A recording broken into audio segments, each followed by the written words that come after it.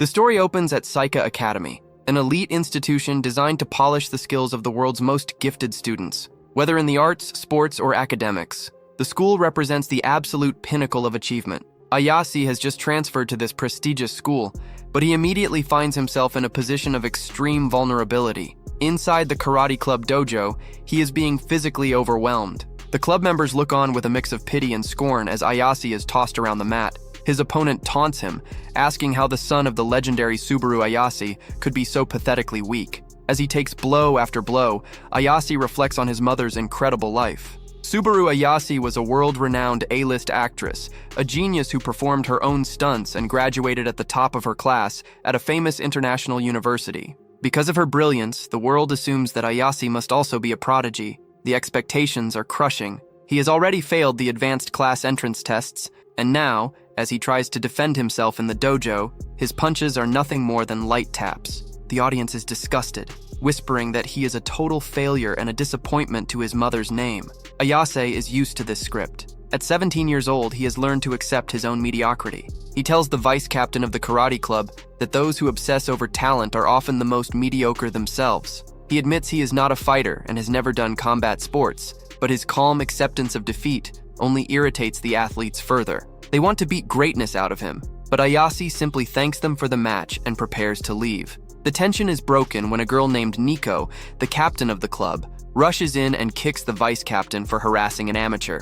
Ayase's presence has drawn the attention of the school's most powerful figures, the three royals. These three girls rule over their respective programs with undisputed talent. There is Kazuki from the Performing Arts program, a star whose theater tickets sell out instantly. There is Miwa from the Advanced program, a genius who aced every entrance exam and holds titles in professional shogi. Finally, there is Nico, the undefeated martial arts champion. They represent the very best of Saika Academy. The girls are openly dismissive of Ayase. When they learn he failed his placement tests and intends to join the general education program, they label him a mediocre hack who has no place at their school. They tell him that incompetent people are unwelcome and order him to clean the dojo as a penalty for losing his match. Ayase doesn't argue. While the sisters leave, convinced they have wasted their time on a nobody, Ayase stays behind and meticulously cleans the facility. When the club members return later, they are stunned to find the dojo shining, the mats looking brand new through the sheer effort of Ayase's hard work. As Ayase walks home, he thinks about his childhood and the distance that grew between him and his mother. He remembers being a little boy, rehearsing lines and hoping to impress her, only to see her performing and realizing the gap between her genius and his own ordinary nature was an endless abyss. He spent years feeling like a disappointment, moving away from her even though she was his only family. It wasn't until her final days in the hospital that they truly connected. He discovered that despite her fame, she spent her private time watching a low-profile family drama called Homemade Bride. She loved the scenes where the family simply sat together for dinner, chatting about nothing in particular. She confessed that she had always wanted a simple, happy family like the one on the screen. After she passed away, Ayase found a note in her journal expressing her wish for him to find a happy family of his own. Now, he is determined to honor that wish no matter what it takes. Ayase arrives at a massive mansion, the home of Mr. Mikadono, a friend of his late mother who has agreed to take him in. The house is incredible, with high ceilings and an air of luxury, but the welcome is anything but peaceful. He is immediately attacked by a girl in a towel who mistakes him for a burglar. It is Nico, the martial arts royal. In the chaos, she slips on the floor, and Ayase reflexively tries to help her. He begins drying her hair with a towel, telling her that preventing a cold is a vital part of martial arts. The other two sisters, Kazuki and Miwa, arrive home and are shocked to find the failure from school in their living room. Ayase receives a phone call from Mr. Mikadono, who explains that these three girls are his daughters. He asks Ayase to get along with them, but the girls are not interested. They view him as a mooch and an incompetent burden. Ayase tries to remain positive,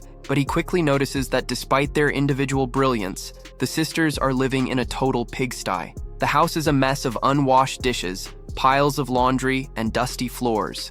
Ayase points out the smell and the clutter, much to the sisters' embarrassment. Kazuki claims she is too busy with rehearsals to do dishes, and Miwa admits she can't remember the complicated instructions for doing laundry. Ayase notices that Miwa has even written laundry notes on the back of her hand because she finds it more difficult than shogi rules. He realizes that these prodigies are so focused on their talents that they are completely incapable of managing a normal life. Ayase immediately gets to work, tidying the entire house while the sisters argue. By the time they stop talking, the mansion is sparkling. The girls are stunned, and Nico remembers how he transformed the dojo earlier that day. Despite his lack of academic or athletic talent, Ayase possesses a deep competence in domestic chores. The next morning, he witnesses their intense routines: Nico splitting tiles at dawn, Miwa arguing with a shogi AI, and Kazuki blending strange concoctions for her health. He tries to invite them to breakfast, but they are all too driven by their schedules to sit down. He realizes they are just like his mother, self-centered and blinded by their own goals. He manages to catch Nico before she leaves, offering her a balanced meal he made from leftover ingredients. Nico tries to act tough, criticizing the nutritional balance of the food, but Ayase challenges her. He realizes that their drive to be the best makes them blind to their own needs. As the sisters prepare to head out for their various practices and matches, Ayase stops them at the door. They check their bags, thinking they have forgotten something important, but Ayase simply wishes them a nice day. It is a small, ordinary gesture, but it catches them off guard. As they walk their separate ways, all three sisters find themselves blushing, secretly touched by the simple kindness of his farewell. The morning ends with a call from Mr. Mikadono. He explains to Ayase that he is rarely home and that his daughters will eventually face obstacles they cannot overcome alone, a fate common to all prodigies. He asks Ayase to be their helping hand, believing that if Ayase supports them through their struggles, the sisters will eventually open their hearts to him. Ayase stands alone in the massive house, wondering how a mediocre guy like him is supposed to help three world-class geniuses, but he is determined to try for the sake of the family his mother wanted him to have. On the other end of the line, Mr. Mikadono lists the monumental challenges facing each girl. Kazuki is preparing for a grueling audition, Nico is training to defend her title as a national karate champion, and Miwa is facing a high-stakes shogi match. Once the call ends, Ayase finds himself lost in thought while scrubbing floors and tidying rooms. He wonders how someone as average as himself can possibly assist three girls who are at the absolute peak of their fields. He remembers the cold whispers of his past, where strangers expressed their disappointment that the son of a legendary actress had inherited none of her brilliance. He knows the pain of being a failure all too well, and he begins to worry about what might happen if these gifted sisters experience that same crushing disappointment. He decides that the first step to helping them is simply getting them to sit down for a meal together. When Nico returns from practice, she is visibly startled to find Ayase in the house, having already forgotten that their living arrangement is permanent. Ayase offers her a taste of what he is cooking, but she immediately puts up a wall. She tells him that she won't be tamed by food and insists on eating the store-bought items she brought for herself, calling his cooking slop. Undeterred, Ayase doubles down. While Nico is in the bath, he spreads out multiple cookbooks, obsessing over precise temperatures and vacuum packing techniques. He focuses on a complex broth, timing the simmer of skipjack tuna to the exact second to avoid any unpleasant smells. Nico watches him from a distance, irritated by his intensity. She recalls her childhood, where she and her sisters rejected the food of world-class chefs because they wanted to control what went into their own bodies. She retreats to her room to eat her supplements and low-fat snacks, but the enticing aroma from the kitchen eventually draws her back down the stairs for a peek. Ayase catches her and presents a perfectly balanced athlete's meal. He lists the exact grams of protein and milligrams of vitamins he included, explaining that he customized a dietitian's recipe specifically for her training needs. Though she tries to remain distant, she eventually takes a bite and admits it isn't bad. Miwa soon follows, drawn by the smell, and Ayase presents her with a meal rich in DHA to fuel her brain. The two sisters end up bickering at the table like normal siblings, teasing each other about their weight and habits. The peace is interrupted when Kazuki arrives. She looks at the domestic scene with a cold, distant gaze. Ayase tries to win her over with a risotto designed to improve skin health and a salmon marinade full of antioxidants, but she rejects it flatly. She tells him that while the scene looks like a heartwarming family dinner, she wants no part of it, especially if the food is made by a nobody. She retreats to her room, leaving a stung silence behind. Nico, feeling bad for the effort Ayase put in, offers to eat the extra portion, though Ayase warns her that the extra carbs will push her over her limit for the day. Over the next few days, Ayase tries to make a move at school to bridge the gap between himself and the sisters. He finds Kazuki surrounded by a sea of adoring fans in the hallway. When he calls out to her, the other students immediately recognize him as the no-talent son of Subaru Ayase. Kazuki tells him to stay away, claiming his mediocrity will cast a shadow over her radiance. Ayase, trying to mention his cooking, tells her he stayed up all night hoping she would give in to his advances, and that he has something special only he can give her. The fans are horrified, assuming they are in a scandalous relationship, and Kazuki gets embarrassed, promising that he will pay for the misunderstanding when they get home. Ayase moves on to Nico, who is busy training with the karate team. When he uses her first name familiarly, her teammates are outraged that a failure would act so buddy-buddy with their captain. However, when Nico turns a terrifying, monstrous gaze toward him, Ayase decides that he is not yet ready to face her in a public setting and beats a hasty retreat. His last hope is Miwa. He finds her in her classroom, where she is helping classmates with difficult math problems in a dry, robotic tone. When the other girls leave, they whisper about how Miwa is in a completely different league, making it impossible to truly befriend her. Ayase tries to ask her to lunch, but she treats him with the same coldness she shows everyone else. He doesn't give up, chasing her through the hallways until they both collapse on a bench from exhaustion. In this moment of weakness, Miwa opens up. She confesses that she doesn't know how to talk to normal girls and finds their conversations pointless. Ayase tells her he can sympathize because he is also a royal in his own way, royally short, royally stupid, and royally weak. He admits his looks are false advertising for a talent he doesn't have. His self-deprecating honesty makes Miwa smile. She gives him a lead on how to win over Kazuki, remembering that their eldest sister once secretly asked their mother for a meal made just for her when she was a toddler. Back at home, Ayase tries to figure out what kind of meal Kazuki's mother might have made. His thoughts are interrupted when Kazuki arrives home and collapses on the floor. She is burning with a fever, though she tries to act tough and insists she is just fatigued. Miwa and Nico try to help, but Kazuki kicks everyone out of her room, lamenting her own perceived weakness. Ayase doesn't stay away for long. He brings her porridge and carrot soup, but she refuses to eat, insisting her supplements are enough.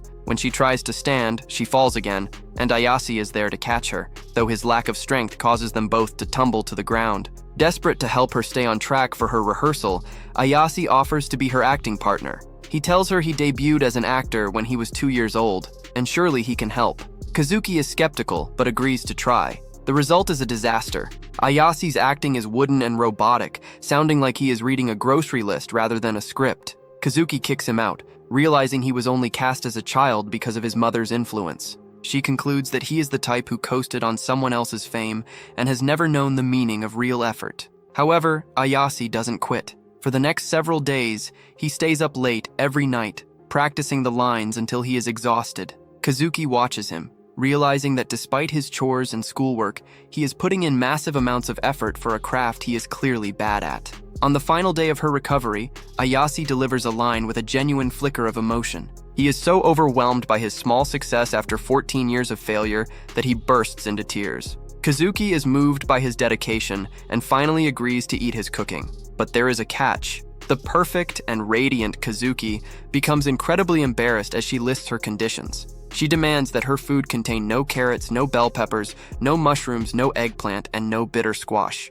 Ayase stares at her in disbelief, realizing that the top student of the performing arts program is actually just a very picky eater who behaves like a small child when it comes to vegetables. The fragile peace in the Mikadono household begins to take a more concrete shape as the dining table finally serves its intended purpose. The sisters are visibly stunned to see the once defiant Kazuki actually sitting down and eating real food with them. Nico and Miwa watch in disbelief, joking that the end of the world must be near if their eldest sister is finally compromising. Ayase feels a quiet sense of victory as Kazuki finishes her soup, though she remains stubborn, insisting it was only acceptable because there were no carrots. Instead of letting her remain in the dark, he reveals the truth, informing her that he actually grated those very carrots into the broth she just enjoyed. He realizes that while getting these three to eat his cooking is a massive hurdle, their picky and intense personalities make them a constant handful. Just as a rhythm seems to be forming, the sisters announce that they will not be home for dinner for the foreseeable future. Nico has a major tournament approaching and needs to practice late into the night. Miwa is focused on her shogi matches, and Kazuki will be eating on set during her grueling rehearsals. As Ayase watches them leave, he offers a quiet goodbye. He finds himself alone in the large mansion, a feeling he knows all too well. He remembers the month-long stretches when his mother wouldn't come home due to her acting career. He reflects on how that distance eventually broke their bond. He sees the same spark of genius in the Mikadono sisters that he saw in his mother, and it makes him feel like even more of a good-for-nothing nobody. Seeking comfort, Ayase turns to his mother's favorite television series, Homemade Bride. He watches the simple, everyday scenes of a family smiling and talking together. He finds himself particularly moved by a wedding scene where the husband asks his wife to become a happy family with him. Seeing his mother in a wedding dress on the screen leaves him feeling conflicted and lonely. He whispers to his mother's memory that real life is much harder than a television drama, doubting if he can ever achieve the happiness she wished for him. When the girls finally return home, they are exhausted.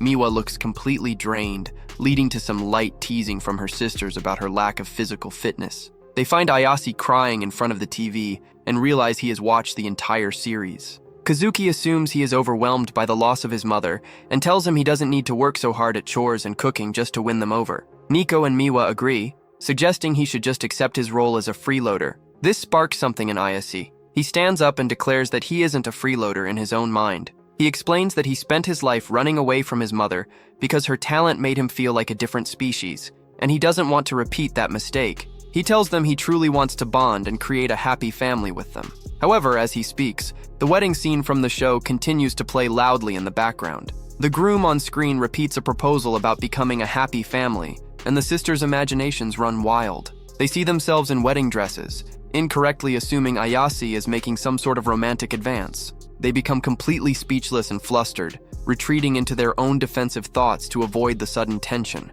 The romantic tension is quickly deflated by Ayase's actual goal. He knows that Kazuki is the eldest and Miwa is the youngest, but since he and Nico are both in their second year of high school, the hierarchy between the two of them is still a mystery. He turns to Nico and asks for her specific date of birth, explaining that he needs to know if he should treat her as an older or younger sister. He mentions he was born in December, but the girls are too embarrassed by their previous fantasies to give him a straight answer. They shout at him, calling him a freeloader once again, and flee to their rooms. The domestic chaos continues later that night. Nico, still reeling from the proposal misunderstanding, retreats to a hot bath but hears Ayase screaming in the kitchen. She rushes out in nothing but a towel, only to find Ayase crying because he forgot to buy bread for tomorrow's sandwiches. She scolds him for being so dramatic over a small mistake, but Ayase is more concerned that she will catch a cold. When Miwa sees Nico's red face, she suspects her sister is blushing because of Ayase, leading to a heated argument between the two about who is actually crushing on their new housemate. The tension only grows when Miwa accidentally touches Ayase's hand while taking the laundry he folded for her. She becomes as red as a tomato and drops the clothes, demanding he fold them again. Kazuki enters the room and tries to act like the mature older sister, but when Ayase asks her for help reaching a high shelf and gives her a sincere, glowing thank you, even the stoic actress turns bright red. The sisters find themselves in a three-way standoff, all blushing and denying their feelings, while Ayase stands by, confused as to why they can't just get along. Amidst the mess of the sisters' bickering, Ayase finds an old photo on the floor. It shows the three Mikadono sisters as small children at a night festival, smiling and looking like little angels. He asks each of them who the photo belongs to, but they all deny it. Kazuki claims it is just a family photo that doesn't belong to anyone in particular. Ayase senses that one of them is lying, that someone treasures this memory of a time when they were closer. He realizes that being a family means more than just eating together. It means understanding what the others truly want. He learns that the sisters are all traveling to the same general region over the weekend for their respective events. Instead of letting them go their separate ways, Ayase takes action.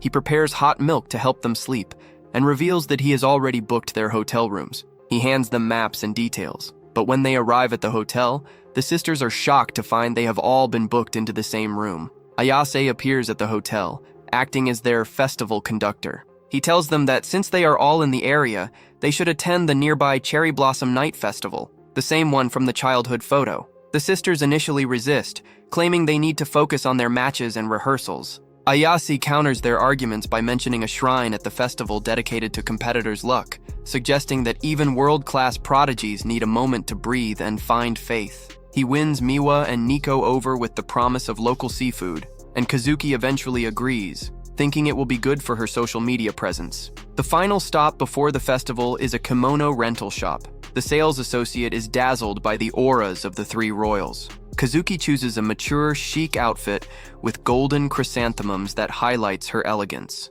Miwa picks a playful, retro-modern pattern covered in cats. which Kazuki notes is perfect for someone as sneaky as her. The focus then turns to Nico, who is reluctant to even try on a kimono. She feels she would look weird in one and prefers tomboy clothes she can move in easily. However, Ayase chooses for her a pink, flowery kimono that is soft and feminine. He insists that it would fit someone as cute as her. Despite her hesitation, Nico goes to change. When she finally steps out, with her hair styled and wearing the delicate pink fabric, the entire room falls into a stunned silence. She looks at them nervously, asking if she looks weird, while the others struggle to find the words for how much she has transformed.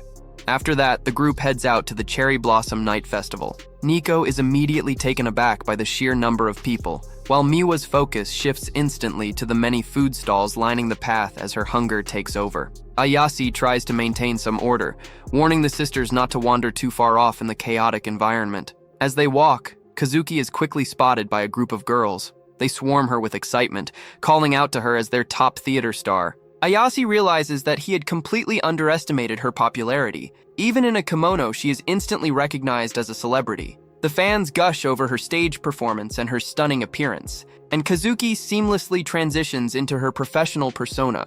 She treats her fans with the grace of a prince, thanking them with a practiced charm. While Ayase wanted the sisters to enjoy the festival as a family, he watches as Kazuki remains in work mode, dedicated to her role as the star actor of the Mikadono family. He decides not to intervene, respecting her professionalism. Meanwhile, Nico and Miwa lose themselves in the simpler joys of the festival. Nico buys snacks from the stalls, and Miwa begs for a taste. Nearby, a lone girl is annoyed that her friends abandoned her to chase after Kazuki. In her frustration, she almost takes a nasty fall, but Kazuki catches her in a princess-style carry. The crowd erupts in admiration, comparing Kazuki to a real-life prince as she takes the girl to a place where she can sit and recover. Ayase follows from a distance, struggling to keep his eyes on Kazuki through the dense throng of people. Once the fans lose track of her, Ayase manages to pull Kazuki into the safety of some nearby bushes. He has brought her some festival food, but his primary concern is something else he noticed.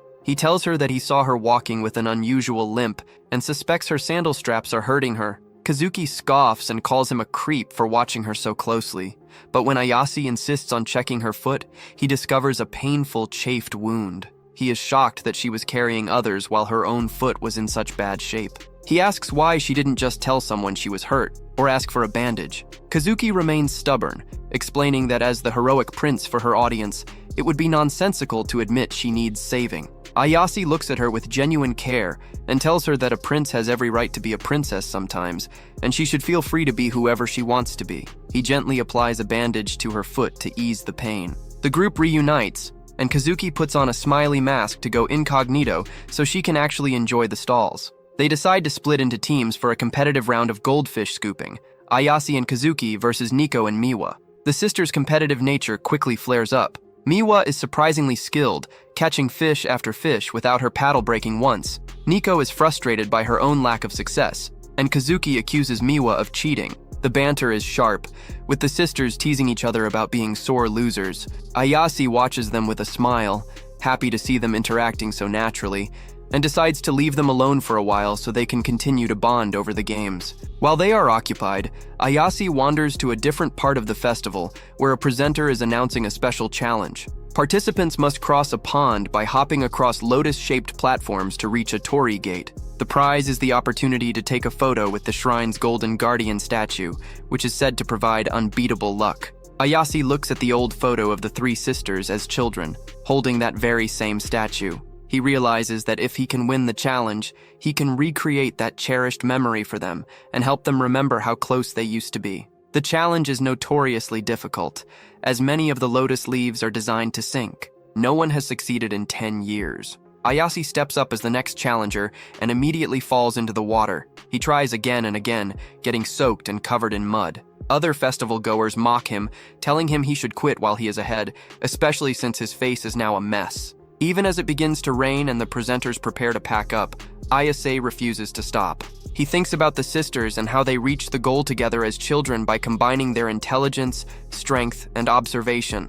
He pushes himself to find the right path, and to the shock of the presenters, he finally reaches the gate. He has won the right to the photo, but he tells the presenters to wait because he needs to go find the sisters. Ayase rushes back into the main festival area just as an announcement is made that the event is ending early due to the bad weather. He feels a crushing sense of failure, thinking that he has once again focused only on his own goals and left the sisters alone. He assumes they have already returned to the hotel in a bad mood, and that his meddling has only made things worse. He collapses on the ground, feeling like a stranger who had no business trying to fix their lives. Suddenly, the three sisters appear above him with umbrellas. They are surprised to find him covered in muck and ask if he is sick. Ayase is stunned that they didn't leave without him. They tell him not to be heartless, explaining that since he is their festival conductor, he still has a job to do by leading them to their hotel. Because umbrellas are sold out, they tell him he will have to share theirs. All three sisters speak at once, offering him a spot under their respective umbrellas, which leads to a small argument about who should be the one to share. They eventually decide to settle it with a game of rock, paper, scissors, treating the chance to share an umbrella with him like a competitive prize. Nico ends up being the one to share her umbrella with Ayase. As they walk, Ayase apologizes for the trouble, but Nico tells him to be quiet. Internally, Nico is confused. Even though they are just walking, her heart is racing as if she has just run a marathon. Later that night at the hotel, the girls take a bath together in the spacious hot spring. Kazuki enjoys the luxury, while Miwa finds it a bit strange for all three of them to be bathing together. Nico is still lost in thought about her racing heart, wondering if it was just the discomfort of the kimono. When she subconsciously touches her chest, her sisters misinterpret the gesture and begin to tease her about her physique. They compare their bust sizes, with Miwa and Kazuki bragging about being more developed. When they leave the bath, they run into Ayase in the hallway. He has come to wish them luck for their respective competitions the next day.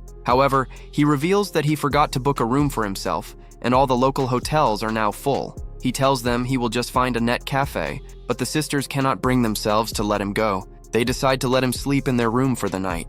They justify it with various excuses. Nico claims it is a matter of martial arts honor, Kazuki says a star must show charity, and Miwa points out that they all live together anyway. Ayase is incredibly grateful and tries to make himself as inconspicuous as possible. When they realize there aren't enough robes for everyone, Ayase helps Nico reach a spare one from a high cupboard that was too tall for her to see. He then heads to the shower, telling the sisters to enjoy their rest. However, none of them can sleep. Nico, Miwa, and Kazuki all lay awake with racing pulses, which they each attribute to the excitement of their upcoming matches and performances. While they are restless, Ayase looks at the photo he took at the festival. He had successfully managed to get them to recreate their childhood pose with the Guardian statue. He realizes the original childhood photo he had been carrying is missing, but he finds a note indicating that it has been taken back by its rightful owner. He realizes that one of the sisters must have cared enough to reclaim it. As Ayase finally falls asleep, the sisters get up and notice how quickly he drifted off.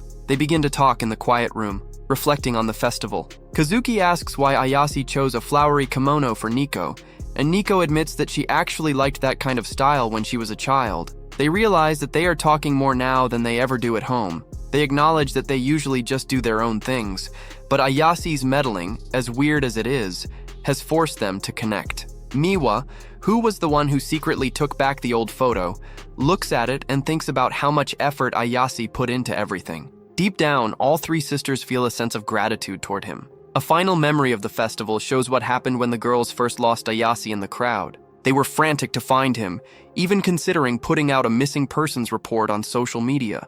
As they tried to come up with a description of him, Kazuki noted his sincere smile. Miwa mentioned how he always makes her snacks and meals, and Nico talked about how he always knows exactly when she needs more sports tape or protein. When they realized they were all praising him so highly, they all turned bright red and decided to find him themselves rather than admit those things to the public. Ever since the group returned from the Cherry Blossom Festival, Ayase notices a positive shift in the house, as the sisters finally seem to be getting along much better. He feels that this is exactly how things should be. Filled with a sense of accomplishment, he decides to prepare a massive feast to welcome everyone back home, promising himself that he will make a dinner they will never forget. However, when he arrives home, he is surprised to find that the sisters have all returned much earlier than usual. His confusion grows when he hears an unfamiliar voice coming from inside the house. Upon entering, he finds a man waiting. The voice belongs to Mr. Mikadono, the sisters' father. Ayase politely introduces himself, expressing his gratitude for being allowed to stay in the household. Mr. Mikadono briefly mentions the passing of Ayasi's mother, Subaru, calling it unfortunate but quickly shifting the focus. He tells Ayase that there is no need to worry because his mother's talents will live on as long as Ayase grows and develops himself. The atmosphere quickly turns cold as Mr. Mikadono begins what he calls performance reports. He treats his daughters like employees rather than family. He starts with Kazuki, who reports that her shows are packed and her reviews are excellent. Next is Nico, who flatly states that she won her championship as usual and has no intention of slacking off for her next tournament. Finally, Miwa explains that she won her preliminary matches and is focused on the upcoming title matches. Mr. Mikadono offers a brief word of encouragement before preparing to leave. Ayase tries to bridge the gap by inviting Mr. Mikadono to stay for the feast he is about to cook. The father's eyes fall on the festival mask Kazuki used during their trip. When Ayase explains that he took the girls to a festival, Mr. Mikadono's tone becomes sharp and accusatory. He asks why Ayase is getting in the way of his daughter's rise to the top. Ayase tries to defend his choice, mentioning that the shrine offered luck for competitors, but Mr. Mikadono scoffs at the idea. He tells Ayase that true winners make their own luck through persistent effort and that he raised his daughters to be tough and indomitable. The conversation takes a personal turn as Mr. Mikadono reveals he has looked into Ayase's history. He calls Ayase an average nobody with no achievements worth mentioning, expressing disappointment that the son of the gifted Subaru is so mediocre. He bluntly tells Ayase that talentless children are not welcome in his house and warns him not to bring a slacker mentality into the household. To Ayase's surprise, the sisters stand up for him. Kazuki argues that while he may not have public achievements, he does a great job at home. Nico calls him a loser who fails at everything, but admits he handles the cleaning and cooking. Miwa adds that he does everything he can to support them so they can focus on their talents. When their father asks if they really need him that much, the girls become flustered. They try to play it off, saying he is just convenient to have around or that he barely earns his keep. Mr. Mikadono remains skeptical, stating that he finds it hard to believe his daughters could be compatible with someone like Ayase. The sisters protest loudly, insisting they are bonding well, though they struggle to even say Ayase's name without blushing. Their father eventually gives them a stern warning. They are no longer children and must not attend any more festivals or social gatherings. He orders them to focus solely on bettering their performances. After their father leaves, the progress they made at the festival seems to vanish instantly. When Ayase tries to tell them that dinner will be ready soon, Nico coldly tells him that they no longer have time to eat his food. A week passes, and the household regresses to the icy silence that existed when Ayase first arrived. Ayase realizes that the sisters' constant need to project strength and perfect their talents is a direct result of the pressure from their father. He feels bad seeing how down they look, knowing they were just starting to truly connect. The strain begins to show in the sisters' daily lives. At school, Nico's karate teammates notice her intensity and the fact that she has stopped going home for dinner. Nico tries to eat store-bought food, but she finds it completely bland and unappealing, remembering the flavors she recently grew accustomed to. At the theater, Kazuki drinks a nutrient-dense smoothie but finds herself staring at it with no desire to swallow. Miwa, studying shogi on her computer, finds her usual snacks disgusting. They all try to return to their old routines, but thoughts of Ayase and his average lifestyle keep popping into their heads, much to their annoyance. Ayase reflects on his own goals. He realizes that his dream of being a happy TV family might be mediocre, but he refuses to give up on it. He decides he will do whatever it takes to support them. The next morning, the sisters notice that Ayase has stopped saying his usual cheerful goodbye. At lunch, Nico's friends are shocked to see her pull a homemade, beautifully packed bento box out of her bag instead of her usual plain chicken. All three sisters realize that Ayase has secretly packed lunches for them. Nico's friends beg for a taste, but she defensively tells them she will eat every bit of it herself. Internally, she calls Ayase a lousy dumbass, but she feels her heart swell with so much emotion that she can hardly eat. That night, Ayase is overjoyed to find that they ate every single bite. The sisters call him over and propose a new arrangement they call co-stewardship. They explain that since their father will throw him out unless he shows merit, they will accept him as their official supporter. They each list their upcoming challenges, Kazuki's audition, Nico's tournament, and Miwa's title matches, and tell him they are counting on him. Ayase enthusiastically agrees, declaring that he will make them lunches every day as family, though the girls quickly correct him and insist he is just a supporter. The routine settles back into a comfortable rhythm. Ayase sees them off with a smile every morning, and the girls find that hearing him say those simple words just feels right. However, new pressures begin to emerge. Nico receives a call from a male senpai who has returned from an overseas tour, making her feel self-conscious about her progress. Miwa's coach pressures her to decide on her future path in shogi. Kazuki faces extreme anxiety over her first audition for a female role, as she has always played male parts. One evening, Ayase decides to expand his cooking skills by making udon from scratch. He puts the dough in a plastic bag and treads on it to get the right texture, explaining that he is using whole wheat for better nutrition. In his excitement, he loses his balance and falls hard. The sisters arrive home early and find him in this state. Despite the chaos, they agree to eat with him.